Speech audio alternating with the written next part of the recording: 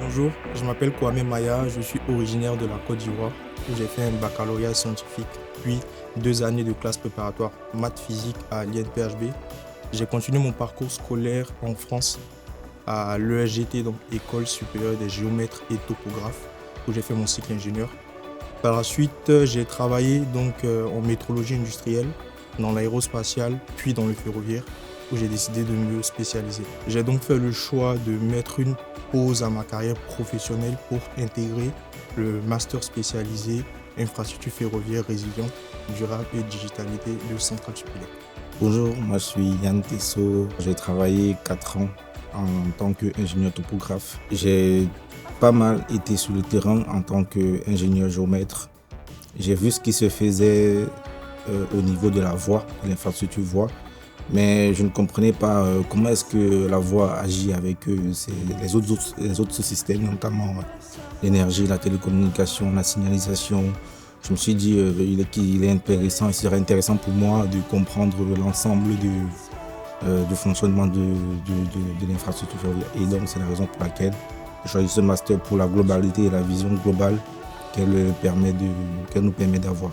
La partie théorique est dispensée par les professeurs de Centrale Supélec, complétée ensuite par des cas pratiques, projets réels et retours d'expérience, cette fois-ci dispensés par des professionnels du domaine ferroviaire. Les intervenants dans ce master sont d'une très bonne qualité, notamment parce que nous avons des chercheurs de l'école et nous avons également des intervenants qui viennent de différentes entreprises, notamment SNCF, Colas Rail, RATP, TSO et j'en passe.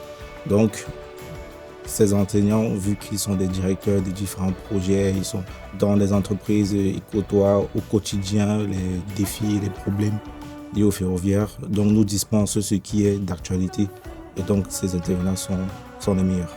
Si je devais citer 2 compétences concrètes que j'ai pu développer, je dirais premièrement la vision systémique, donc la capacité à systématiquement penser à l'optimum global plutôt qu'aux optimums locaux lorsqu'on réfléchit en termes de projets ferroviaires ou sur des problématiques ferroviaires. Et en second lieu, ce serait, je dirais, la gestion des projets ferroviaires en France et à l'international. Donc avec tous les processus, les process, les bonnes habitudes, les bonnes pratiques, les intervenants et les avantages, inconvénients et les exigences de chaque typologie de projet et typologie de marché. Donc ce programme s'inscrit pleinement dans la continuité de mon projet professionnel. Au départ, ayant vu tout ce qui était levé d'emprise ferroviaire, je m'attendais à venir dans la formation faire tout ce qui est tracé ferroviaire. Mais je n'ai pas que eu le tracé ferroviaire, j'ai eu tout ce qui est vision globale autour du ferroviaire. Donc aujourd'hui, j'ai plus que ce à quoi je m'attendais. Donc aujourd'hui, je peux aller vers des projets de gestion ferroviaire, de gestion de projets ferroviaires. Et donc j'ai eu au-delà de ce que je m'attendais. Ce qui, moi, m'a permis de trancher quant au choix de la formation, c'est le fait qu'elle intègre donc des thématiques et des problématiques actuelles du ferroviaire et des technologies actuelles. Donc en termes de thématiques, je pense principalement à la digitalisation, à la résilience aussi, donc résilience face au changement climatique.